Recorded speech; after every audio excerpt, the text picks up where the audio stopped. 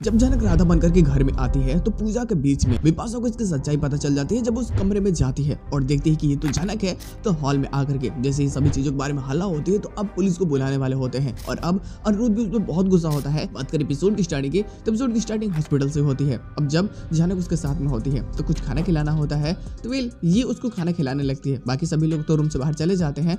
अब जब खिलाड़ी होते हैं ना, तो ये उससे कुछ पर्सनल चीजें पूछने लगता है। अब जनक भी उससे कुछ बातें पूछने लगती है। अब ये तो जानता है कि ये जनक है, इसको शक होता है, लेकिन ये बातों के इस कदर घुमाता है ना, आधी सच्चाई तो बता ही देती है कि आप कहाँ तक पढ़ी हुई हैं, आपकी फैमिली में कौन कौन है, आप कहाँ रहती हैं, आप बता दीजिए, मेरी शादी होने वाली है, मैं आपको इनवाइट जरूर करूंगा। वो बोलती है कि मैं नहीं आ पाऊंगा, बट फिर भी ये बार बार उसको बोलता है कि नहीं, मैं तो आपको इन्वाइट करूंगा, आपने मेरी इतनी मदद की है। वो बोलता है कि आपकी आवाज, आपकी आंखें लगता है जैसे कि किसी से मिलती है। तब तो बाकी सभी लोग फिर से आ जाते हैं, लेकिन इस बार पता चलता है कि ये अटेंडेंट घर पे भी जाने वाली है। तो अर्जी तो मना कर चुकी होती है, लेकिन जब ये एक्स्ट्रा नर्स खोज रहा होता है कि कोई भाई अच्छी नर्स मिल जाए, तो पता चलता है उसकी तो पहले ही कमी है। हॉस्पिटल में खुद नर्सेज नहीं है क्योंकि पूजा के कारण काफी लोग लिप पे है। लेकिन कुछ पैसे जब देते हैं कि आप ये पैसे ले लीजिए हमारे तरफ से, तो जनक साफ लेने से मना कर देती है और खुद की खुददारी दिखाते हुए ये साबित कर देती है कि हर कोई पैसे का लालची नहीं होता और ना ही ये कोई रिश्ते बनाना चाहती है यहाँ पे।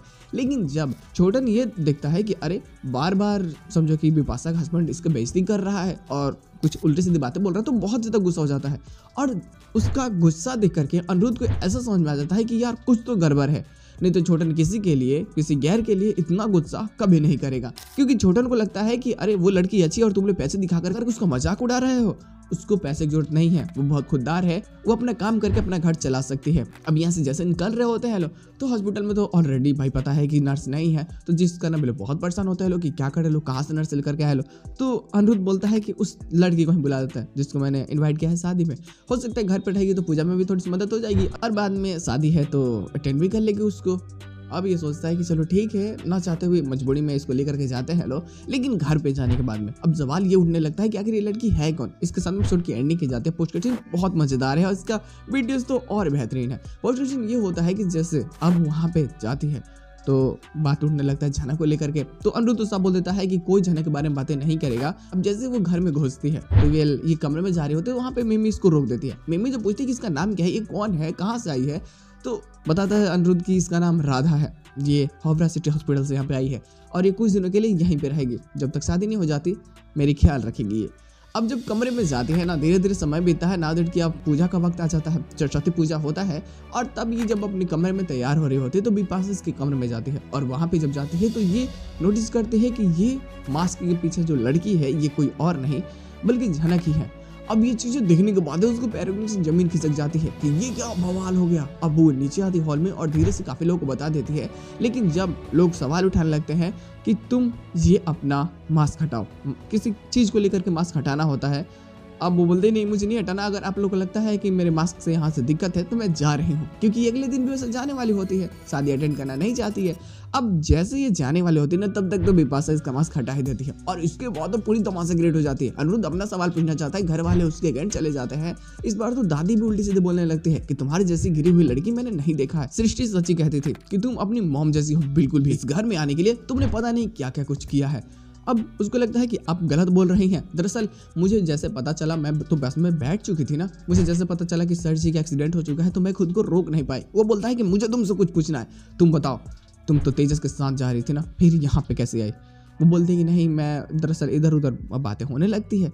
लेकिन अब सृष्टि बोलती है कि कोई कुछ नहीं पूछेगा, कोई कुछ नहीं बताएगा, मैं पुलिस को बुला रही हूँ। और पुलिस को फोन कर देते हैं, पुलिस वाले आने वाले होते हैं। लेकिन अब छोटन को लगता है कि यार बस बहुत होगा, ये ड्रामा खत्म करने का वक्त आ चुका है। वो बोलता है कि अनिरुद्ध तुम सच में बहुत ही बुरे इंसान हो, तुम उस लड़की को जेल भेजवाने की बात कर रहे हो जिस लड़की के कारण आज तुम यहाँ पे जीवित खड़े हुए हो, क्योंकि जब तुम्हारी मौत तुम्हारे सर पे थी कोई तुम्हारी मदद नहीं कर सकता था, तुम्हारे शरीर में खून की कमी हो चुकी थी और तब उस समय पे सिर्फ झनक ही थी जिसने तुम्हारी मदद की, इसने ही अपने शरीर से तुम्हें खून दान दिया था। अब जब ये बातें जब सुनता है तो पता चलता है कि अरे ये बात है, खून तो दिया ही, साथ में पूजा भी इसने किया था और इसके कारण ही आज तुम यहाँ पे ठीक हुए हो। रात रात भर जाकर किसने तुम्हारी सेवा की है। अनिरुद्ध को अब समझ में आता है कि यार ये कहीं मुझसे प्यार वार तो नहीं करती है ना। अब वो ये बात पूछना तो चाहता है, इसके दिल में ये बात मलाल रह जाती है। हालांकि ये उसको जेल तो नहीं भिजवाता, एक और लास्ट वार्निंग दे देते हैं और इसके साथ में एपिसोड की एंडिंग की जाती है। रूमर्स की माना तो शायद हो सकता है कि बाद में जाकर भाई अरेस्ट करवा दे, लेकिन फिलहाल अभी नहीं करवा दे, ठीक है। और इसी के साथ में एपिसोड की एंडिंग कर दी जाती है। देखो आने वाले प्लॉट्स तो बेहतरीन होंगे ही, क्योंकि शादी से पहले अनिरुद्ध के दिल में उसके लिए प्यार भर भर के हो जाएगा कि मेरे लिए उसने इतना कुछ किया है और मैं हूँ कि अर्शी के पीछे भाग रहा हूँ। यानी कि अर्शी झूठ का क्रेडिट ले रही है, झूठ बोल रही है वो, और घर वाले भी। अब इसको लगता है कि शायद झनक से बेहतरीन लड़की मुझे कहीं नहीं मिल सकती। झनक आई लव यू, मैं तुमसे बहुत प्यार करता हूँ। अब देखना मजेदार होगा कि आने वाले प्लॉट्स में और क्या क्या बेहतरीन चीज देखने को मिल सकती है। खैर जो भी चीजें होंगी ना बेहतरीन और मजेदार होगी तो मजा भी आएगा यार।